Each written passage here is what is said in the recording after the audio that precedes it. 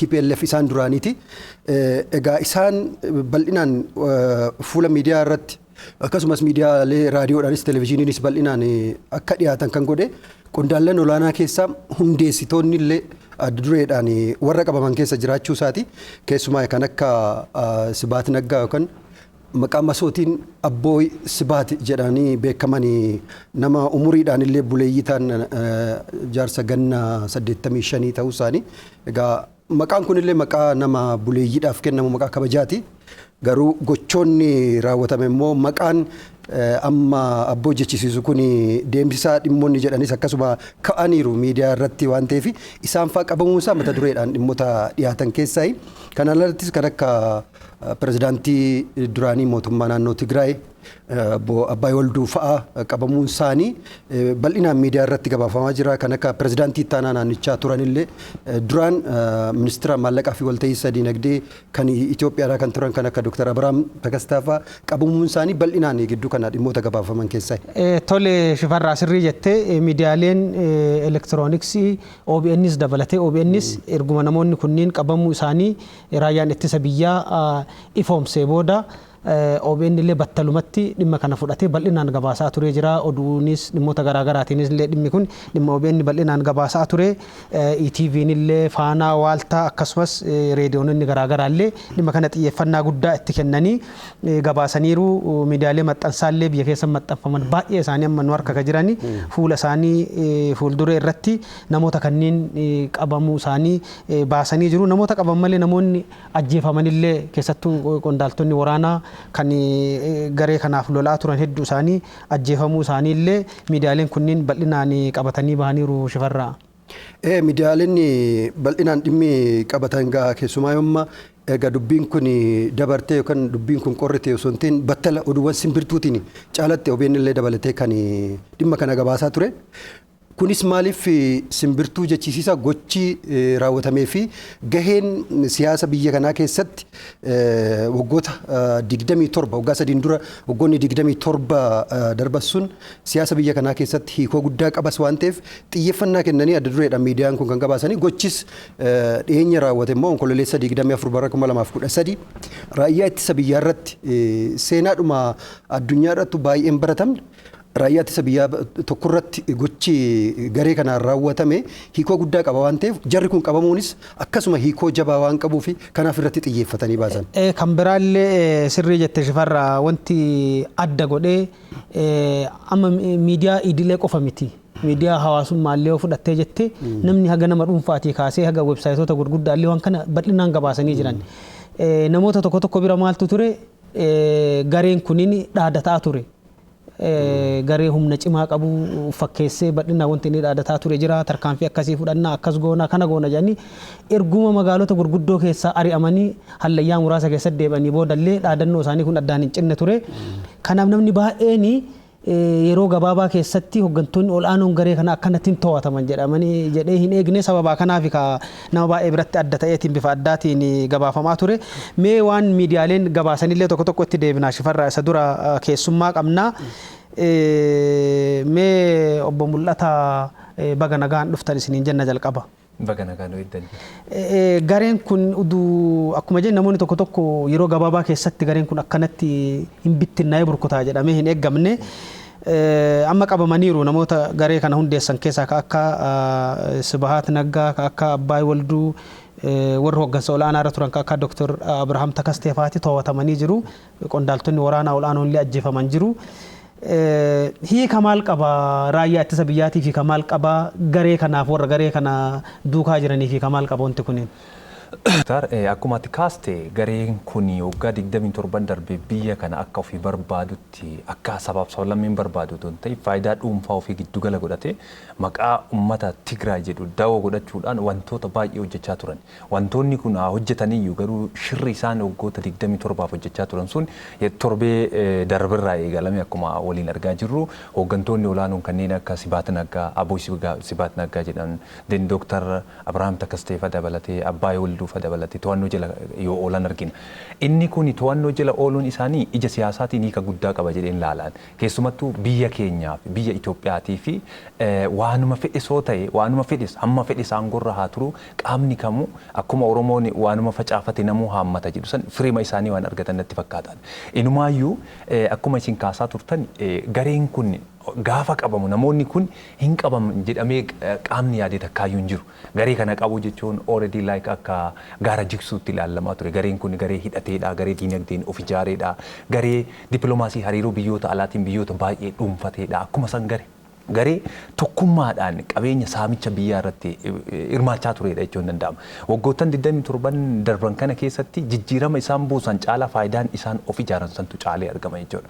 Haa ta'uti garuu akkuma amma kaasuuf yaale sana gareen kun namoonni kun murni kun uummata Tigraay keessa haa ba'ani malee uummata Tigraay faayidaan takka isaan buusanii hin jiru. Uummanni Tigraay stiil uummata gargaarsaa fi seeftineetiidhaan jiraatudha jechuudha akka daataan agarsiisutti yoo ilaallu jechuudha. So maqaa uummata Tigraay of fuuldura kaa'uudhaan inumaa gaafa isaan onkololeessa 24tti waraana raayyaa ittisa biyyaa kutaa kaabaa irratti bananii maal jechaa turaniini humna raayyaan ittisa biyyaa isin fixuuf dhufaa jira isin balleessuuf dhufaa jira jenosaayidii isa jennu sanyii balleessaa sanyii duguuggaa uummata Tigraay irratti gaggeessuuf deemaa jira. Uummanni Tigraay waan qabduun ka'i hidhadhu ofirraa loli waan jedhu dabarsaa turan jechuudha ergaa dogoggoraa. Haa ta'uti amma ta'e ergaa dogoggoraatiin baabur jaaja'uyyuu malee booddee uummanni hubatee jira jechuudha garee sana waan sana jechuudha. Taateen kun akkuma waliin ilaallu I think seenaa addunyaa keessatti seenaa siyaasaa political history jechuudha seenaa siyaasaa addunyaa keessatti wanti kun gareen biyya tokko keessatti raayyaa ittisa biyyaa irratti gochaa suukaneessaa akkasii hojjetu kun tasumaa waan dhagame natti fakkaatu isa jalqabaati jedheen ilaalan. Gochi kun ammoo gocha treason jedhamu san biyya ganuu sana jechuudha. Gabaabsinee yoo ilaallu gareen kun garee akkuma warri adiin mindless baandaa jedhaniin sana jechuudha. Garee waan hojjechuu malee wanta hojjetu san sabaaf sablammii miidhaa uummata miidhaa jedhee hin ilaalle faayidaa dhuunfaa ofii giddu gala godhatee socho'uudha jechuudha. For all karama hundaanuu gareen kun uummanni garee kana keessaa namoonni beekamoon garee kana hundeessanii adda duree socho'aa turan qabamuun isaanii siyaasa Itoophiyaa keessatti akkasumas siyaasa baha Afrikaa fi siyaasa gaafa Afrikaa keessattuu hiika siyaasaa olaanaa qaba. Garichaafoo carraa garichaa murteessuu irratti gahee maal qaba? Yaa carraa garichaa hundeessuu murteessuu keessatti I think wanti kun gareen kun carraa tokkoyyuu kan hin qabne ta'uu isaati. Xumura irratti jechuudha. Isa qofa otoo hin ta'in gareelee biroo kan ergaa akka isaanii fakkaatuu fi kaayyoo akka isaanii tarsiimoo akka isaanii qabatanii deemaniif galmi isa gahinsi isaanii xumurri isaanii hamaa ta'uu isaa kufaatii ta'uu isaa akkasumas gareen kana fakkaatuu fi gareen uummata dagatee uummata madditti dhiisee faayidaa dhuunfaatiif dhaabatu xumurri isaa kana ta'uu isaa agarsiisa. So garee amma isa fakkaatu kan qaama biyya keessas ta'e biyya alaas jiraate tarsiimoo isaanii hordofus ta'e kanneen birootiifis fakkeenyummaa guddaa ta'u jedheen ilaalan. Tolemee waan miidiyaaleen jedhan itti hafuun Shifarraa. Egaa gareen kun amma akkuma obbo Mul'ataan kaasan miidiyaanis wanti jedhani egaa gareen kun garee diinagdeedhaan of cimseedha waggoota 27 kan waggaa 3 dura jiranii. Gama biraatiin immoo uummata Itoophiyaa keessaa harki caalan seeftineetiin uummanni jiraatu uummata Tigraay.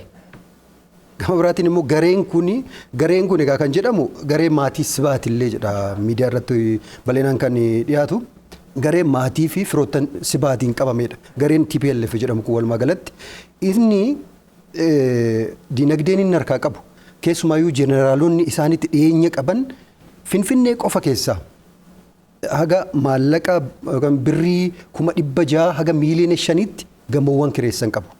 Gareen kun jeneraalonni kunneen. Gama biraatiin immoo uummanni Tigraay miliyoona isaan bakka bu'an uummanni isaan qabsoofnaaf uummata Tigraayiif qabsoofnaa nuti uummataa fi TPLF adda baasuun hin danda'amu yeroo baay'ee jedhanii yeroon miidiyaadhaan dhageenyu jira. Uummata Tigraay jechuun TPLF jechuun uummata Tigraay jedhu isaan garuu faallaadha wanti kun kan mul'atu uummata Tigraay miliyoona 6 ta'u keessa miliyoonni 2 seeftineetiin jiraata. Kana jechuun uummanni harki 30 ol kan jiraatu seeftineetiidhaan. Asii immoo warra gamoo miliyoona 5 kireessee jiraatutu jira. Baay'ee wal faallessa. Tokko ta'uu isaanillee akkan garaagarummaa akka qabanillee tokko akka hin taane sirriitti wanti mul'isu jira jechuudha miidiyaan. Caalatti egaa wanti miidiyaan qabatanii bahan keessaa hiikoon inni qabu hiikoo jabaan tokko hawaasa irratti.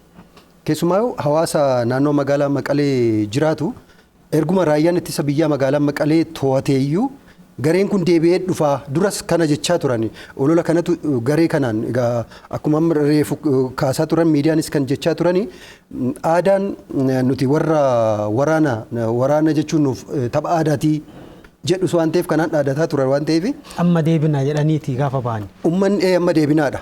Amma hiriguun fagaanneedha. Uummannis akkasumatti eegaa ture. Isaan baay'ee fagaannee magaalaa Maqalee marsaniituma jiru naannoo san jiru yeroo gabaabaatti dhufuudha. Garuu gaafa Abboy Sifaat fa'aa qabamanii kun hundi isaa akka dhaabbate kan miidiyaan amma gabaasaa jiru keessumaayyuu kantiibaa magaalaa Maqalee fa'aa obbo Atikiltii Haayile Sillaasee fa'aa dubbisuudhaan wanti ka'e gareen kun magaalaa Maqaleetti akka hin jirre kana booda akka isaa dhumee fi kana booda miti deebi'anii uummata san bulchuudhaaf yookaan uummata san qabsoofnaaf jedhanii maqaa garaagaraatiin dubbataa turan sanii dhiisii ofiifuu ta'uu akka hin dandeenye ifatti wanti agarsiise to'atamuu isaaniiti. Kanarraa ka'uudhaan egaa uummanni yeroo dhiyoo kana ummatumayyuu gaafa dhimma garaagaraatiin dhimma rakkoo furuudhaaf bulchiinsi magaalaa inni haaraan kun uummata waamu uummanni humnaa ol lakkoofsa eegamee ol amma dhufaa jira. Erga Abboy Sifaat fa'aa to'atamanii jechuudha. Kana jechuun garee kanaaf dhumachuusaa mirkaneeffatee uummanni amma jireenya idilee isaa tasgabbii dhimma diinagdee isaa daldalumtuu guyyaa sanii kaaseeti gaafa Abboy Sifaat fa'aa qabaman uummanni illee gammachuudhaan dhukaasa garaagaraa akka dhukaase kan miidiyaan gabaasaa jiru Addis Zaman fa'aa dhimmi qabatanii ba'an baay'ee gammaduu isaaniiti. Kun gareen kunii fi uummanni gargar ta'uu isaas wanti mirkaneessu tokko keessaa akkanuma. Kanaaf uummanni illee yeroo ammaa kana karaa tasgabbiitti deebi'aa daldalli illee ergasii sochiin daldalaa magaalaa Maqaleetti baay'ee fooyya'uu isaatii fi uummanni duraan fira magaalaatti qabu baadiyyaa ture. Gara magaalaa galuu sodaataa ture sun yeroo ammaa kana fira gaafachuuf illee bal'inaan gara magaalaa Maqalee seenaa akka jirus miidiyaan qabatee kan ba'e Muktaar. Tole Shifarraa sirrii jette amma gaazexoonni an harkallee jiran Itoophiyaan Heeraald, Addis Admaas, Addis Zaman akkasumas miidiyaaleen gara biraallee wanti jedhani obbo Sibahaati TPLF keessatti nama murteessaa ta'uu namoota muraasa garee kana hundeessan keessaa tokko ta'uu isaa gabaasanii jiru. Egaa namni kunin waggaa 27 TPLF biyya kana bulchite keessatti aangoo mootummaa olaanaa inni qabateen jiru. Akkuma beekamu aangoo siyaasaa keessatti aga koree hojii raawwachiiftuu keessa kan adda baa'uu illee kan TPLF illee dheeraaf turee jira. TPLF illee waggaa 10 olii fi dura taa'aa ture hoogganee jira ragaaleen amma allaale tokko akka eeranitti. Obbo Mallas bara 1981 aangootti dura taa'aa TPLF ta'utti Abboy Sifaat waggaa 10 fi hoogganaa ture jechaadha. Namni kun aangoo mootummaa olaanaa qabaachuu baatullee nama akkaan murteessaadha jedhamee yaadama. Namoota muraasa garee kana hundeessan keessaa tokko ergasiillee nama dhiibbaa olaanaa geessisuu danda'u. Shira olaanaa gareen kun uummata Itoophiyaa irratti raawwate iddoowwan garaagaraatti raawwateef istiraatejistiin isa jedhama. Gaazexoonni nama ba'an kunni wanti bal'inaan baasanii kaasan jira. Even miidiyaa biyya alaallee miidiyaan Anadolu jedhamu kan biyya Tarkii The Guardian kan jedhamullee wanti maxxansan maal jedhani gareen kun garee shiraan beekame ta'uusaa gaafa qabsoo hidhannootii fi naannoo Tigraayitti qabsoo eegalu akkuma jette fira baay'een isaanii magaalaa Aduwaatitti warra dhalatanii warra mana barumsaa tokkotti baratanii maatii tokko baay'een isaanii walumaan baratanii qabsoo kanatti galanii miidiyaaleen kun akka gabaasanitti shiraan eegalanii jedha. Warra gaafas mootummaa dargii yeroo san turetti finqilanii garasitti galan baay'ee isaanii ajjeesanii fixanii kophaa isaanii akkasitti akka hafan shira garaagaraatiin ergasii gara biyya keessaallee gaafa dhufan shira hojjechuu isaaniiti miidiyaaleen biyya keessaatti biyya alaallee kakaasanii Shifarraa.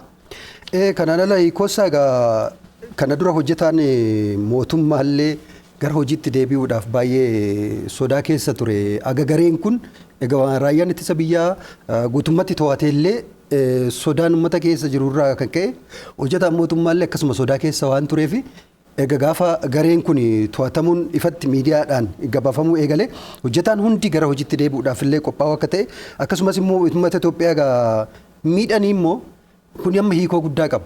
Uummata Itoophiyaa miidhanii nagaadhaan jiraachuun yoomiyyuu eessattuu akka hin danda'amnellee sirriitti wantoota agarsiisee akka ta'udha. Miidiyaan bal'inaan irratti xiyyeeffatanii kan kaasanii. Egaa gareen kun amma akkuma Muktaar amma reefu jette biyyoota garaagaraattis biyyoota ollaattis walitti buusuudhaan biyya keessatti saba amantaadhaan kanaan walitti buusuu alattis akkasuma walitti buusuudhaan waan beekamaniif shiraan waan beekamaniif biyyoonnumti ollaa biyyoonnumti baha Afriikaatu amma gareen kun to'atamuun garee kanaa dhumachuusaa nageenya naannoo kanaatiif nageenya riijinii kanaatiif illee gahee guddaa akka qabus bal'inaan kan gabaasaa turani. Egaa akka agarsiistutti amma naannoo kanatti dhiyeenya kana Jibuutii wanti raawwatte keessaa tokko amma agarsiistuu kanaati. Jibuutiin nishaanii olaanaa kan sadarkaa dhumaa waraanaaf kennamu hooggansa waraanaatiif kennamu jedhamu kana egaa itamaajorii raayyaa ittisa biyyaa Jeneraal Biraanuu Juulaatiif kennuun illee hiikoo mataasaa qaba. Hiikoo guddaa qaba. Tokkoffaa hariiroo biyyoota kanaa karaa nagaatti fiduu irratti tasgabbii naannoo kana nageenya akka jiraatu gochuu irratti hiikoo qaba waan ta'eef gareen kun qabamuunsaa to'atamuunsaa Itoophiyaa bira darbee biyyoota baha Afrikaatiif biyyoota gaafa Afrikaatiifis hiikoo jabaa akka qabulleedha bal'inaan kan isaan gabaasaa. Dhugaa jettee Shifarraa badhaasa kana tokko karaa amma kaafteen naannoo kana hundatti gammachuu uume jechuun hin danda'ama. Rakkoo Suudaan keessa ture, rakkoo Somaaliyaa keessa ture, hunda kana warri keessa galeetiin rakkoon naannoo kanneen jiru akka hin furamne. Rakkoon kun akka caalaa wal xaxaa deemu godhaa akka turaniin beekama. Kana malee illee Jeneraal Biraanuu Juullaa Jibuutiin badhaasuun wanti gara biraan ni argisa jedhamee ilaallamu. Raayyaan ittisa biyyaa opereeshinii 7 itti garee kana kan barbadeesse jechuun hin danda'ama jechaadha. Kana namatti argisiisa. Garuu barbadaa'uu isaatiin dura gareen kunniin kana hojjadhaa, kana godhaa, humna hagana gahuu qabaa, akkana jira, kana raawwadha jedhee dhaadataa ture. Namoonni hedduullee gareen kun balaa guddaa geessisuu danda'a jedhaniitiin haalli itti fudhatan jira. Biyyootumallee fudhanne biyyoonni naannoo gaanfa Afrikaa kana jiran gareen kun naannoo kana jeequu danda'a sababa waraana kanaatiin naannoon gaanfa Afrikaa jeeqamuu danda'a jedhanii dubbataa turanii. Raayyaan ittisa biyyaa raajii kana waan hojjateefillee badhaasni kun kennameef jedhanii fudhachuun hin danda'ama. Mee gareen akkanatti dhaadataa ture kun yeroo gabaabaa keessatti maaltu injifatamuuf isa geesse ija siyaasaatii yoo laallu ija waraanaatii yoo laallu obbo Mul'ataa? Akkuma isin kaastanii gareen kun kana dura dhaadachaa ture even gaafuma kutaa waraanaa kaabaa irratti waraana banuuyyuu gara Maqaleetti kan dhufu gara Tigraayitti kan dhufu lafa barbaacha kan dhufu lafa awwaalchaa qofa argata waan jedhu kaasaa turan isaan. Kana jechuun karuma barbaachisu kamiinuu hunda keenya we are ready nu qophiidha. Karama nu keessummeessinidha. Psychological war kan jedhan san xiinsammuu irratti hojjechuuf yaalaa turan isaan. Dabalataan ammoo akkuma dura kaasaa turre sana ummata irratti hojjetaa turan isaan. Ummata guutumatti akkuma beenyu akkuma amma kaasaa ture Shifarraanis kaasaa ture ummanni naannoo Tigraay ummata baay'ee rakkataadha. Ummanni bal'aan jechuudha. Gareen kun garee maatii tokkooti. Uumamnummaan isaatu rakkoo qaba. Garee maatii naannoo Adawaa qofarraa walitti dhufeedha. Kan badhaadhes garee maatii tokkooti. Kan jireenya jijjiirames garee maatii tokkooti. Hawaasni bal'aan ummanni bal'aan Tigraay garuu rakkataadha irrallee jechuudha. Garuu isaan kakaasaa turanii garee kanaaf garee TPLF fi ummata Tigraay jechuun saantima gosa takkaati jechaa turan. TPLF fi kana kan tarsiimoodhaan nurratti hojjetanii kophatti nu baasanii akka bineensaa nu nyaachuu barbaadaniiti malee ummata Tigraay fi yaadameeti miti ajandaa jedhuun isaan kan burjaajessaa turan. Booda irratti garuu piroosesii dheeraa booda wanti kun adda bahee garichi adda bahee mo'atamuu isaa qabatamatti ife jechuudha. Kana qofa miti gareen kun biyya keenyarra darbee biyyoota Afrikaa baay'eetti sodaatamaa ture. Maaliif akkuma amma kaasaa ture gareen kun waa tolchuu caalaa waa sirreessuu caalaa shiraan beekama.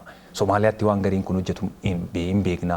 Asiin Alshabaab rukunna jedha. Asiin meeshaa waraanaa gurgurachaa daldala addaa argachuudhaaf waan inni hojjetu.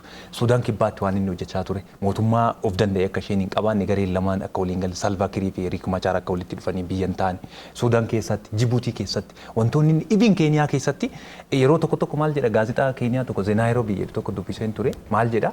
Inumaa gaafa otoo mootummaan Eertiraa Keeniyaa hin beekini humni tikaa jechuudha. Humni tikaa garee kana achi seenee waan mootummaan Keeniyaa karoorsiif hojjetu itti basaasutu jira. Inumaa yeroo baqattoonni siyaasaa asii biyya keenya gadhiisanii achi galan kaambii sana keessaa otoo hin beekamin fudhatamanii hamma ajjeechaatti, hamma lubbuu baasuutti, hamma torchar gochuutti, hamma hidhuutti gaggeeffamutu jira jedhamaa ture. Kana jechuun gareen kun hammam olaantummaa guddaa akka horate agarsiisa jechuudha. Afrikaa baatittuu biyya keenya irra darbeeti. So kanas ta'e san istiraatejiin adeemsi raayyaan ittisa biyyaa itti fayyadame baay'ee amansiisaadha jedheen yaadaan. Numas dabalatee uummanni bal'aan Itoophiyaatu gaafa waraana mootummaan raayyaa ittisa biyyaa wajjin walitti seenanii akka biyya jiddeetti warri ilaalaa turan jiran. akka biyyi kun hin danda'amitti akka garee kana tuquu jechuun gaara tuqanitti gaara gaafa tuqan gaarreen socho'a injiguu jedhanitti akkasitti ilaalamaa ture.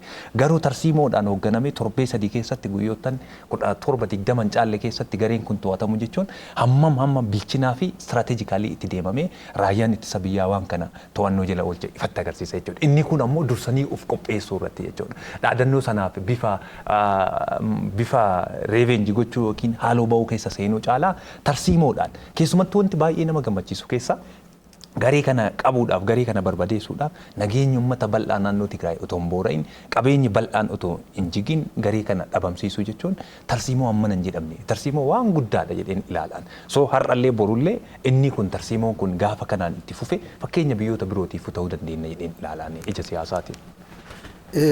Kanaan alattis gaamma dubbii waa'ee garee kanaa ofuma isaaniitiin waan ragaa ba'anidha. Durumayyuu raayyaa ittisa biyyaa irratti tarkaanfii fudhachuu isaanii ofii isaaniitii kan ragaa ba'anidha. Egaa kan tibbanuma ajjeefaman Seekuu Turee Geetaachoo Dimtsa Wayyaanee irratti ba'anii wanti isaan jedhan daqiiqa 45 keessatti tarkaanfii saffisa raayyaa ittisa biyyaa irratti fudhannee jedhanii ragaadhuma ofii ba'aniiru.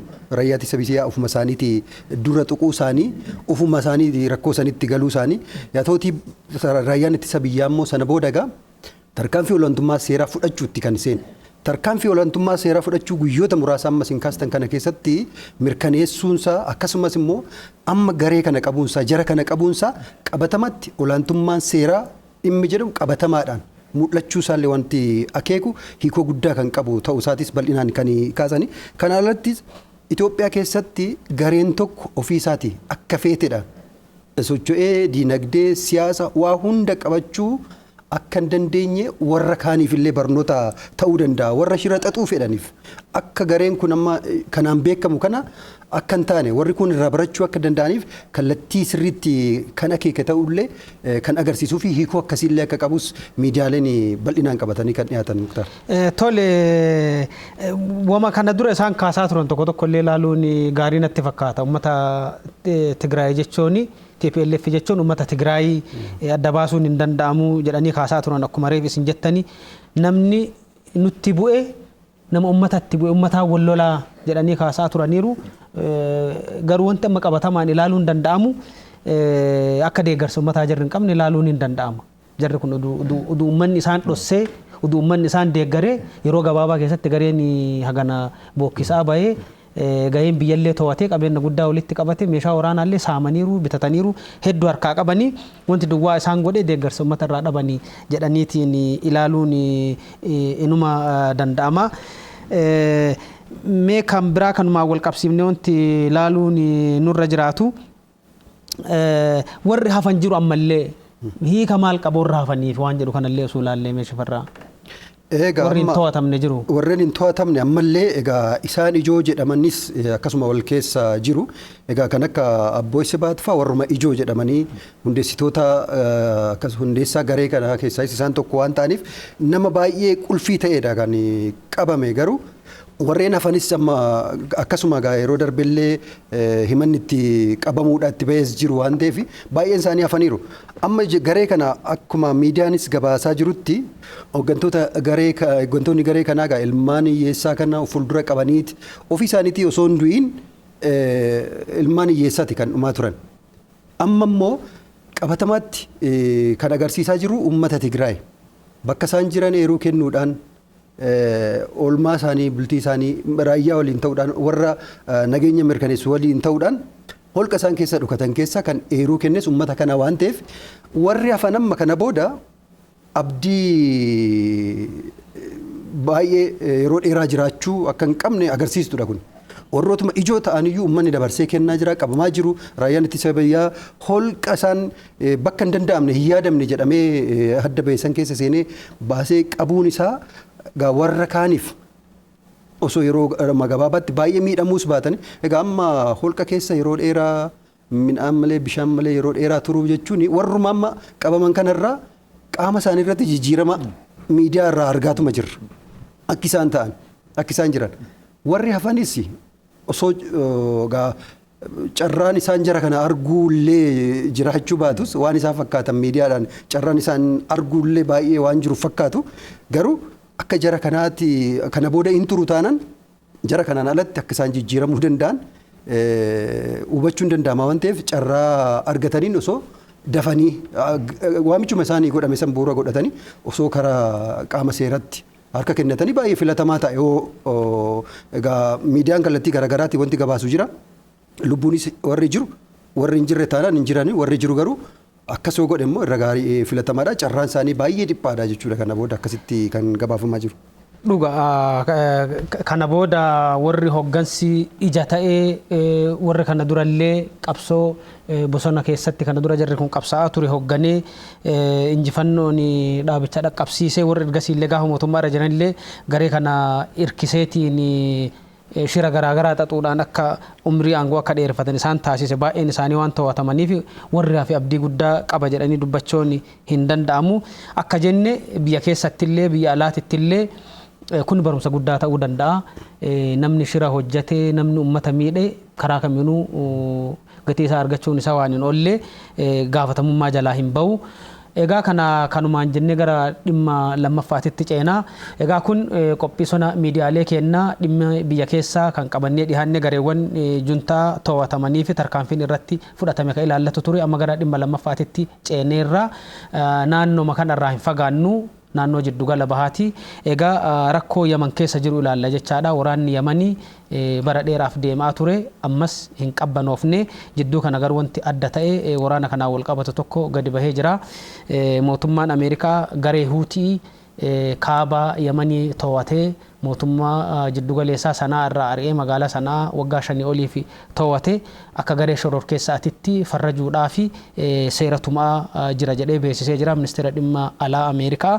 Egaa seerri kun koongireesitti dhihaatee ragga'uuf deema. Jala bultii muudama Joo Baayiden irratti koongireesiif dhihaata jedhamee jira Shifarraa. Egaa akkasuma ministeerri dhimma alaa Ameerikaa Maayik Poompiyoon gaa dhimma kana bal'inaan garee kana akka garee shororkeessaatiin farrajamu wanti akka yaalamu godhe keessa egaa naannoo miidhaan qabeenyaa kan infraastiraakchar jedhamu kana irratti gaafa rakkoo naannoo daangaa ce'uudhaan miidhaa geessiseera dhimma jedhuun akka gareen kun garee shororkeessaa ta'ee akka farrajamuuf kan yaadame. Egaa yeroon kun yeroo guyyoota gabaabaa kan pirezidaantiin Ameerikaa duraanii Doonaald Tiraamp aangoo isaanii filatamaa kan ta'an Joo Baayideniif kennuudhaaf guyyaa muraasni hafetti ta'uu isaa immoo egaa baay'ee miidiyaa baay'eetti irrattis kan dhiyaachaa ture. Yeroo kanatti ta'amoo hin ta'uudha. Mee kanarratti dhimmi kun akkamitti ilaalama? Amma yeroo pirezidaantiin isaan duraanii yeroo aangoo isaanii xumuranii guyyaa muraasni isaanaaf akkasumas immoo isaan haaraa Jaanuwaarii 20 aangootti dhufuuf jedhan kanatti kana karoorsuun kana yaaduun akkamitti ilaalama? Ija siyaasaatiin maal jechuun danda'ama kan jedhu irratti obbo Mul'ataan xiinxala keessan osoo nu dhiyeessitanii. Tole galatoomaadha. Akkuma isin kaastanii haala siyaasa biyyoota baha giddugaleessaa olaalle siyaasni biyyoota baha giddugaleessaa kun Middle East Politics kan jennu kun tarsiimoo biyyoota lamaatiin jeeqama yeroo baay'ee boora. Innis tarsiimoo hariiroo alaa Ameerikaan USA'n hordoftuu fi tarsiimoo hariiroo alaa Raashiyaan hordoftuun bakka lamatti ilaalameeti jechuudha. Ameerikaan kan barbaaddu naannoo biyyoota giddugaleessa bahaa kana baha giddugaleessaa biyyoota Araboota baay'ee dabalateeti. Foreign policy isii hariiroo isii babal'istee naashinaal intirestii ofii eegsisuu barbaadde jetti. Raashiyaanis akkuma sana. Raashiyaanis sooshaalistiidha. Isaan kun immoo dimokiraatikiidha. Yaadni isaanii lamaan wal dhiita. Yaada kana lamaan wal dhiituudhaaf akkuma arbi lamaan gaafa wal lolu gidduutti kan caccabu marga Oromoon jedhu sana hariiroo dhimma alaa Ameerikaatii fi hariiroo dhimma alaa tarsiimoo dhimma alaa Raashiyaan gaafa walitti fidanii gara biyyoota baha giddugaleessaa kanatti fidanii wal tasgabbiin hin dhabama. Yeroo baay'ee biyyoonni baha giddugaleessaa kun qabeenya uumamaatiin badhaatuudha. Fakkeenyaaf Siriyaa fudhannee jenne gaazii uumamaa qabu, kanneen akka Liibiyaa fudhachuu dandeenya, kanneen akka even Masrii mataa isii fudhachuu dandeenya, Yemen fudhachuu dandeenya. Biyyoonni kunniin tarsiimoon isaanii gaafa walitti dhufu biyyoota kana tasgabbii dhorka jechuudha. Akkuma amma kaasaa turre gara Yemenitti yoo dhufne gareen Huut kun fincilaan aangoo qabachuu barbaada naannoo sanatti jechuudha. Akkuma isinii kaasuuf ture Iraan duuba Raashiyaatu jira, Huut duuba Iraantu jira. biyya kana ammoo Yemen mootummaa amma Yemen bulchuu kana aangorra jiru kana duuba ammoo Saudi Arabiyaatu jira. Saudi Arabiyaa duuba ammoo Ameerikaatu jira jechuudha. Walumaa galatti tarsiimoon biyyoonni lamaan kun gaggeessan biyyoota baha giddu galeessaa keessatti siyaasni isaanii yeroo gara yerootti tasgabbii akka hin taane kan taasisaa jiru keessaa inni ijoon isa kana jechuudha. Gara Ameerikaatti yoo dhufne akkuma isin kaastani pirezidaantiin dura Doonaald Tiraamp sagalee ummataatiin injifamee yeroo itti aangoo gadhiisuuf deemuttii fi pirezidaantiin filatamaan Joo Baayiden yeroo aangootti dhufuudha. Kanaaf keessatti ammoo Ameerikaa mataa isii keessatti waan ta'amaa jiru waan qabatamatti argaa jirru miidiyaadhaan Waashingtan keessatti kaapitool naannoo Waayit Haawusitti waan ta'amaa jiru yoo ilaallu inumaa gaafii biraan nutti kaasa. Dimookiraasii wanti jedhu kun waraqaa irra malee inumaa jiraayyuu waan jedhu kan maaliifi biyyoota dhugumaan dimookiraasiin badhaadhanii jiranii madda dimookiraasiiti dimookiraasii dhugaa gaggeessu jedhaman biyyoota akka Ameerikaa keessatti gaafa gochoonni akkanaa humni namaa humna nageenyaatiin walitti bu'uun aangoo gadi lakkisu jedhanii wanti akkasii sun dhufu maaliif yoo isaan akkas ta'an biyyoonni Afrikaa biroo maalaa ta'an maal irraa baratan waan jedhullee nama gaafachiisa. Even fiilingummaan haallummaan miirrummaan Doonaald Tiraamp gaafa injifatamu aangoo gadhiisuuf deemu irraa mul'atu yoo ilaallu even aangoon kun xiqqaan qabu biyya guddate biyya xiqqaatiin qabu waan jedhu bakka interest of power in jiraachuu isaa agarsiisa jechuudha. Gaafa interest of hoogganaan tokko interest of power fedhii ofii giddugala taasisee jedhee hawaasa sana ummata sana bakka lamatti hiree isa kaan deeggaraa paartii kaanii isa kaan deeggaraa kaanii taasisuudhaan nageenya biyya sanaa booressaa jechuudha. Hundumaafuu kanas ta'ee sani hariiroon tarsiimoon Ameerikaan biyyoota baha giddugaleessaa irratti qabaattu namnis jijjiiramu tarsiimoon isaanii tokkuma. Akkuma yeroo dhiyoo kana miidiyaa tokko ilaaltan Kim Jong-un pirezidaantiin Kooriyaa kaabaa akkas jechaa ture. Tiraamp deemus Baayiden dhufus nuti nu hima. Tarsiimoon nuti nama dhuunfaa irraa rakkoo hin qabnu. Tiraamp dhuunfaa isaatiin rakkoo irraa hin qabnu. Baayiden Tiraamp jibbinee Baayiden hin jaalannu. Tarsiimoon Ameerikaan nurraa qabdu sun hamma jijjiiramutti ilaalchi jibbummaa sun hamma nurraa hin kaanetti nuti tarsiimoo keenya itti fufnaa. Nukleer gabbisuu itti fufnaa waan jedhutu ka'e. Kana jechuun namni jijjiiramus paartiin tokko Dimokiraatii keessaas haa ta'u Riippaabilikaanii keessaas aangootti haa dhufu tarsiimoon isaanii tokko ta'uu isaa agarsiisa jechuudha. Inni kun ammoo Ameerikaa biyya guddoo siyaasa addunyaa hooggantu. Political hegemonic power harkaa qabdu kana keessatti waan tasgabbii dhabuun siyaasaa akkasii gaafa uumamu biyyoota addunyaa kaan keessatti hoo maal ta'a waan jedhu walumaan kan ilaallu ta'a jechuudha. Tole egaa Shifarraa miidiyaaleen baay'een irratti xiyyeeffatanii baasanii jiru. Aljazeeraan baasee jira, BBC'n, CNN irratti illee gabaasni bahee jira. Amma BBC'n maal jedha akkuma reefa atuu kaaftee ministeerri dhimma alaa Ameerikaa Maayik Poompiyoon sababaan isaan kaasanii gareen Huutii kunin gartokkee Yamanii keessattuu gara kaabaa garee kanatu to'atee jira yeroo ammaan kana gareen kun daangaa ce'eetiin biyyoota ollaa irratti haleellaa raawwataa jira, bu'uuraalee misoomaa isaanii barbadeessaa jira, siviilota miidhaa jira, dooniiwwan naannoon galaana diimaa Yaman irratti argamtu naannoo dooniin hedduminaan keessa yaa'u jechaadha. Naannoo sochii doonii ol aanaa qabu akkuma addunyaatittu dooniiwwan kanneen illee balaa irra buuseera gareen kunniin. Kanaaf tarkaanfii kana fudhannee waan jedhu kana maleellee Iraaniin illee achuma akeekkachiisuu barbaanna. Garee kana akkuma reefi obbo Mul'ataan kaasanii Iraan biyya Shi'aati. Gareen kunillee Shi'aadha. Warri Huutuu kunniin hawaasa Shi'aa keessaa bahanii kanaaf jara deeggaranii Iraanii jara kana duuba jirtullee akeekkachiisuu barbaannaa. Gochi shiraa isaanii dhaabachuun akka irra jiraatu akeekkachiisuu barbaannaa. Garee kana irratti illee gaafa tarkaanfii fudhanne Yaman amma bakka lamatti gareen lama mootummaan kibba jira, Huutiin kaaba jira, bakka lama qoodamtee jirti. Kanas biyya kana walitti deebifnee tokko gochuu keessatti gahee guddaa qabaa waan jedhu kaasanii. Egaa amma yoo koongiresiin fudhatee fi labsiin kunniin maal jedhaa? Huutiin garee shororkeessaa biyya alaa jedhamee moggaa'ichaadha seera mootummaatiin Foreign Terrorist Organization jedhanii moggaasuuf deemanii garee qofa duuntaan hooggantoota isaaniillee nama sadii Abdul Malik Al-Huutii, Abdul Khaliq Badrii akkasumas Abdul Yahaya Al-Hakim Al-Huutii warra jedhaman hooggantoota ol'aanoo garee Huutiiti. Jarri kunillee Global Terrorist jedhamanii shororkeessota idil addunyaa jedhamanii akka moggaafamanii kun kaasee jira Shifarraa. Egaa amma wanti akka gaafiittis xiinxala garaagaraa irrattis ka'u amma Ameerikaan sa'aatii kanatti yeroo kanatti garee kana shororkeessaa jettee farrajuudhaaf gaafa deemtu ofii eegam qulqulluudha. Akkuma reefu obbo Mul'ataa Saffaa kaasanii wanti Kaapitool Hiilitti ta'e sun wanti Waashingtan DC keessatti mul'ate sun mataa isaatiin waan pirezidaantiin amma aangorra gaggeeffamuuf jedhan Doonaald Tiraamp dubbata san duukaa dhufe waan ta'eef teeroristii yookaan immoo shororkeessaan isa kamii ofii qulqulluu ta'aniit warra kaaniin shororkeessaa jechuun fakkaata. Shororkeessummaa jechuun humtuu maalinni sun humtuu gochi achitti raawwatame sun gochi Waashingtan DC keessatti raawwatame sun shororkeessummaa hin ta'uu warra kaan akkamiin shororkeessaadha jedhanis warri dhiyeessan jiru waan ta'eef kan akka murteedhuma dhumaammoo deemnee laaluudhumatti irra gaariidha. Tole sirrii jette Shifarraa amma reefi obbo Mul'ataan illee kaasuuf yaalanii jiru. Sa'aatii kanatti maaliif dhufe waan jedhu warri Ameerikaa kun aadaa isaanii aangoollee gaafa wal harkaa fuudhan haga dhumaatitti haga sa'a dhumaatitti halkanii guyyaa itti fayyadamanii aangoo isaanii wanta gochuu barbaadanii kana dura hin yaadattu gaafa gareen Obaamaa fa'aa waggaa 8 xumuratee aangoo gadhiisuu fi deemu marii niwukileera Iraaniitti ture. Ministeerri dhimma alaa Ameerikaa gaafas Joon Keerii turanii miidhamee miilli isaaniillee miidhamee kiraanchiin deemaa turan halkanii guyyaa Awurooppaa galanii dafanii akka waliigalteen sun akka dhumatu godhan waliigaltee Iraanii waliin jiru amma Joo Baayiden waliigaltee isaa itti fufsiisuu barbaadan. Waliigaltee kana dura ture jechaadha gaafas pireezidantii itti aanaa turanii amma Aljazeeraan akka baasetti maal jedha gareen warra amma Tiraamp aangoo gadhiisaa jiru kuni Iraanitti ilkaan ciniinnateera. Iraaniin ija hamtuu ilaala. Jarri Saa'udii gargaaranii Iraanii fi Saa'udiin jiddugala bahaatitti masaanuudha. Anatu caalaa, anatu jabaa, anatu mootii naannoo kanaati jedhaniitiin waliin morkatanii dhiibbaan Saa'udii illee jira jechaadha gara Ameerikaatiin. Amma warri Tiraamp maal barbaada garee Yamanii Huutii kana teroristii godhee yoo moggaase warri Baayiden gaafa Iraanii waliigaltee godhuuf deemu rakkachoo isaa hin oolu jechaadha. Iraanonni terroristoota deeggaraa jiranii biyya terroristii deeggaru waan jedhuun dubbii Iraanii waliin jiru san furachoodhaaf rakkachoo isaa hin oolu. Mee wal sakaaluu kan akkamitti ilaalama ija siyaasaatiin obbo Mul'ataa?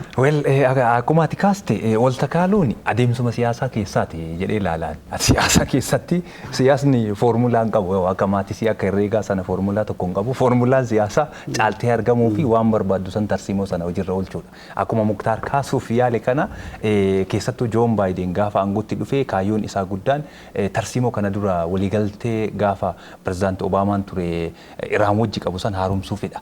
Yeroo kanatti garuu asitti waliigaltee Iraan wajjin haaromsaa asitti garee Huut global terroristii idil addunyaa taasisuun kunillee wal dhiita walitti dhufee jechuudha. So Ameerikaan kana keessaa fayyadamtuudha jechuudha mataan isiitu. Isuma kana barbaadanii isaan even yeroo darbanii gaafa gara Afrikaatti ejjatanillee jiru Doonaald Tiraamp bara hooggansa isaa waggaa 4 ture keessatti Afrikaaf xiyyeeffannoo kennuu baatu iyyuu hamma ta'een harka naqatee yeroo itti even naashinaal intarestii olaantummaa birmadummaa biyya tokkoo waan tuqu kaasaa turetu jira. Itoophiyaallee alkallattiidhaan tuqee ture hidha laga Abbaayee wal qabsiisee dhimma waa'ee Ijiptii Itoophiyaan dhuguma karaa sirriitti deebi'uu barbaadde waan Ijiptii biyyi Masraa jettu kana fudhachuu qabdi waan jedhu kaasaa turan. Kana jechuun hiika mataa isaa qaba waan barbaadan qabu jechuudha. Keessumattuu Ameerikaan amma biyyoota kaanirraa siyaasa isiin hordoftu waan adda taasisu keessa biyya jijjiiramaaf tattaafattu hin feetu. Waan isiin qabdu san Ameerikaadhaaf dhuguma demokraasiin biyyi kun demokraatikiidha jettee fudhachuudhaaf dhuguma biyya demokraasii hordoftu otoo hin ta'in biyya hariiroo isii naashinaal intarestii Ameerikaa eegsiftitu Ameerikaa biratti fudhatama argataa jechuudha. Isuma kanattu ta'amaa jira jechuudha yeroo gara yerootti. So kanas ta'e san Ameerikaan akka kootti ija siyaasaatiin yoo laalu tarsiimoon Ameerikaan biyyoota alaa irratti qabdu Afrikaa dabalatee biyyoota baha giddu galeessaa irratti qabdu kun tarsiimoo wal balleessuu ta'in alatti tarsiimoo wal waliin guddachuu waan of keessaa qabu natti fakkaatu jechuudha. Mutual benefit foreign policy ka jedhan sana jechuudha. Hariiroo idil addunyaa wal waliin guddachuu waan jedhu san of keessaa qabu jechuudha. Inni kun ammoo deemee biyyi siyaasa addunyaa nan hooggana jettu biyyi addunyaa ambireellaa tokko jalatti fida jettu waan akkanaa kanaan deemuun ammoo hammamis haa ta'u haa guddatuuyyuu hamma ta'e haa fayyadamtuuyyuu miidhaan isaa xumura irratti waan caalu natti fakkaata jechuudha. Kana ta'ee natti mul'ata. Tole amma dhiibbaa gara biraallee qaba jedha amma Aljazeeraan illee BBC illee gabaasa baasee maal jedhani gareen kun cadhisee laaluu dhabuu danda'a yoo tarkaanfii akkanaa irra fudhatame sochiin isaa hin daangeffama dhiibbaan siyaasaa dhiibbaan seeraa irra gahuu waan danda'uufi gareen kunis hin cadhisu jedhanii amma hoogganaan garee kanaallee amma maal kaasanii BBCtu gabaasee akkanattiin ilaallu akka salphattiin ilaallu tarkaanfii nurra fudhatamaa deemaa jiru kana Ameerikaan mataa isiitu bulchiinsi Tiraamp shororkeessaadha waan amma Shifarraan kaafte jechaadha kanaaf nullee akkasittiin ilaallu jedhanii kanuma irraa kaasee amma dhaabbanni biyyoota gamtoomanillee maal jedha gareen kun lafa guddaa to'atee jira ummata miliyoonaan lakkaa'amutu lafa gareen kun to'ate keessa jira ummata Yamanii keessa amma harki 80 gargaarsa barbaada. Already biyyattiin akka hin taane taatee jirti. Namoonni kun akka gargaarsan arganne godhuu danda'a. Gareen amma gargaarsa kennan baay'een isaanii umarraayyuu yaaddoo qaban ibsaa jiranii dhibbatu nurra gahaa jedhanii gareen kun ari'uu danda'a. Gaafas namni miliyoonaan lakkaa'amu dhumuu danda'a. Kanaaf dhiibbaa guddaa fiduu danda'a waan jedhullee gareen kunniin kaasaa jira jechaadha gareen gargaarsa kennan. Egaa isaanumtuu mataa isaatiin egaa gareen kun ofuma isaatiiyyuu akkuma tisuu kaastee bal'inaan miidiyaanis kan qabatee jiru Ameerikaan matuma ishiitiinuu madda shororkeessaa akka taatee fi bulchiinsi imaammanni Tiraamp fa'aa hordofaatii turan matuma isaatiin shororkeessummaadha waan ta'eef shororkeessaan osoo hin taane jara akka jechuuti waan ta'eef amma gareen kun akkasitti walitti deddeebisuun isaa deemee siyaasa naannoo sanii irrattis dhiibbaa geessisuu isaa hin hafu waan ta'eef isa kana dhiibbaa ga'uudhaa danda'u gama lamaaniinuu gaa miidiyaan immoo taanee maal qabatee dhiyaataa kan jedhu ilaalutu gaarii ta'a. Tole garuu mi'a akka hubannoo namaa toluu fi rakkoo Yamanii kun eessaa dhufe waan jedhu illee yoo kaafnee ilaalle gaarii kana weebsaayitiin The Guardian baasee jira. Weebsaayitiin dhaabbata biyyoota gamtoomanii illee baasee jira. Yamanitti mootummaa hundaa'uun jaarraa 19ffaa keessa akka eegale kaabni Yamanii Awutomaan Turkiin jala akka ture gara kibbaa ammoo Ingilizonni to'atanii akka turani haa ta'uti mootummaa hundaa'uun gara boodaa irra eegaluu isaa warri kaabaa bara 1918 Turkiin jalaa bahanii mootummaa mataa isaa hundeeffatanii warri kibbaa ammoo haga 1970 Ingiliziin jala akka turani ergasii warri kibbaa Raashaa gara Raashaa goree sooshaalizimii hordofaa turuu isaa bara 1990 ammoo gaafa gamtaan Sooviyetii diigamu warri kibbaa gargaarsa garasii argatu waan dhabeef dinagdee isaanii kufuu isaa ergasii ammoo Yaman deebitee walitti makamtee Yamanii ta'uu isii keessattuu pirezidaantii yeroo san Yamanii kan turan Ali Abdallaa Saalaa weerara Iraaq Kuweetiin irratti raawwatte deeggaruu dhabuu isaaniitiin biyyoota Arabaa fi Ameerikaa waliin bu'uu isaanii kanallee akka seenaatitti wanti ka'u jira. Hundumaafuu amma rakkoon hamaan dhufe ka jedhu ragaaleen amma miidiyaaleen akka duubee dubbii kanaatti godhanii baasan maal argisiisa. Bara waggaa 10 dura jechaadha gaafa fincilli biyyoota Arabootaa keessatti eegalu Yamanitti illee fincilli kun ka'uu isaa Ali Abdallaa Saalaa irratti hawaasni ka'ee dhiibbaan cimaa itti godhamee aangoo irraa akka bu'an Ali Abdallaa Saalaa waggaa 33 erga bulchanii booda ergasii ammoo aangoo isaanii itti aanaa isaaniitiif akka dabarsan itti aanaan jijjiirama fiduuf gaafa deemanii garee Huutii kunin magaalattii weeraree magaalaa sanirraa akka isaan ari'ee bara 2015 mootummaan Abdurrabbuu Mansuur Haadii gara Yaman kibbaatitti dheessee achillee ammoo gara Saa'udiitti dheesseeti nagammaatti biyya sirnaan bulchuu dadhabuu isaa warra Saa'udii illee jidduu seenanii mootummaa kanaa gamma deeggaranii aangoo irra tursiisanii garuu biyya tokko godhuun akka hin danda'amne akka duddubbee seenaa kanaatitti miidiyaaleen kaasaniiru. Mee obbo Mul'ata naannoon Yamanii kun naannoo nullee itti argamnu nuttis dhiyoodha Yaman nurraa fagoo miti. Nageenyi naannoo sanii dhabamuun naannoo gaanfa Afrikaatti ta'ee naannoo kanatti dhiibbaa maal qaba? Akkuma ati kaaftee Muktaar naannoo Yemen kanatti nageenyi dhabamuun Yemen akkuma beeknu galaana diimaadhaan marfamtee jirti. Diinagdeen biyyoota baha Afrikaas dabalatee biyyoota addunyaa baay'een kan wal keessa deemuun naannoo galaana diimaa kanaan jechuudha. Dooniiwwan baay'een kan gara ala erganii fi kan gara biyya keessaa galchan eeriyaa kanaan jechuudha. Naannoo Yemen kun nagaa hin argatu jechuun Afrikaa bahaatii fi akkasumas biyyoota Afrikaa harka caaluu fi biyyoota ardii Eeshiyaa miidhuu danda'a jedhee ilaalaan. Maaliif diinagdeedhaan akkuma amma jedhamaa jiru kana Ameerikaan illee gamaan naannoo kanatti tarkaanfii fudhaa jetti. Biyyoonni kun ammoo waan qaban oomisha ofii gara alaatti erguufis waan barbaadan gara biyya keessatti erguufis naannoon kun istiraatejikiidha baay'ee murteessaadha. Naannoon istiraategikii ta'e kun murteessaa ta'e kun nagaa hin argatu taanaan diinagdee addunyaatu alkallattiidhaan miidhuu danda'a jedheen ilaalaan. Keessumattuu waan kana keessatti gaheen Ameerikaan qabdu ija siyaasaatiin xiinxallitee gadi qabdee hin ilaaltu taanaan tarsiimoon isaanii kun deemee biyyoota addunyaa kana kuffisaa jira jechuudha. Kufaatii biyyoota addunyaatii fi harka keessa naquu Ameerikaa kanaaf hin da'u quba itti qabuu barbaadu dhaabbata mootummoota gamtoomaniiti. Dhaabbanni mootummoota gamtoomanii akkuma beekamu biyyoota miseensa ta'aniif dhaabbata wanni isa. Haa ta'u garuu dhaabbanni mootummoota gamtoomanii haala jedhamuu fi haala itti bocamee fi itti hundeeffame sana hojiirra oolaa jira hojiin olaa hin jiru. Dhaabbanni mootummoota gamtoomanii yeroo kanatti leenca ilkaan hin qabne ta'ee jira jechuudha. Maaliif biyyoonni baay'een buusii miseensummaa isaanii gaafa buusan buusii olaanaa kan buusuuf Ameerikaadha inni qaba. Inni kun Ingiliis Firenchidha deema jechuudha. Maal yaada inni nageenya Ameerikaan gaafa dogoggortee jirta dhaabbadhu jedhee wanti jechuun ergaa dabarsuu yookaan akeekkachiisuu caalaa gaafa Ameerikaa tuqee asiin galiin kiyya waan dhabamuuf hin kufa waan jedhu sana ilaala jechuudha. Faayidaa ol madaalsisaa siyaasa keessatti gaafa deemamu immoo kufaatii hamaa fida jechuudha. So keessumattuu naannoo galaana diimaa kanarratti dabalatee biyya keenyas alkallattiidhaan baay'ee miidha jechuudha. Biyyi keenya akkuma beeknu laandilookdiidha galaana hin qabnu kan Jibuutii qofa fayyadamna. Galaanni diimaan Jibuutii irraa kaasee Yemen keessa qaxxaamuree waan baay'eedhaan deema. Karaa kanaan naannoo Yemen kanatti nageenya hin bu'u gaafa ta'e diinagdeenis haa ta'u siyaasaanis haa ta'u walitti hidhamiinsa biyyootuma addunyaatu alkallattiin miidhuu danda'a jedheen ilaala jechuudha. So kanaaf tasgabbiidhaan bifa miiraa fi bifa xiiqii keessa galuu caalaa tasgabbiidhaan bifa ilaaf ilaameen taa'aniiti otoo rakkoon kun furamee jedhee rakkoo booda deebuu hin dandeenye furamee walitti dhufu. Tole Shifarraa hundumaafuu amma dubbiin Yamanii kun dubbii hedduutu keessa jira. Dubbiin Huutii fi Huutii kaaba jiran fi dubbii mootummaa kibba jiruuti waraana jidduu isaanii jira. Adda soddomaan waraanni jira jedhama yeroo ammaan kana Yaman keessatti dubbiin Iraanii fi Saa'udii illee as keessa jira akkuma maree fi obbo Mul'ataan kaasanii mootummaa Saa'udiitu deeggaraa garee kana ammoo garee Huutii kan Iraanitti deeggaraa jira proxy war jedhama jaratu nama ergee wal lolaa jira jechaadha achi keessatti ammallee waraanni terrorizimii irratti adeemsifama Ameerikaanonni illee sababa saniitiif Alqaayidaa in the Arabian Peninsula jedhamu Yaman keessatti socho'a Ameerikaan illee saniif harka achi keessaa qabdi Raashaan illee jiddugala bahaa kanatti miila asii achi dhaabachuu barbaaddi dhiibbaa godhuu barbaaddi waan hedduutu keessa jira hundumaafuu garuu warri waan kana duubaan dhiibuun isaa fagoo jira dubbii irraa garuu qabatamaan kan miidhamaa jiru ummata Yamaniiti. Kanaaf dubbii wal xaxaadha maal akka ta'u kama dhawaataan fuula duratti ilaalaa deemnu Shifarraa. Egaa dubbiin amma kan Yemanittis mul'ataatii jiru dhimmi egaa miidiyaaleen bal'inaan qabatanii dhiyaatan warri fageenyarraa kan akka Raashaa warra Iraan warra Huutii kana duukaa jiran fagoo jiru.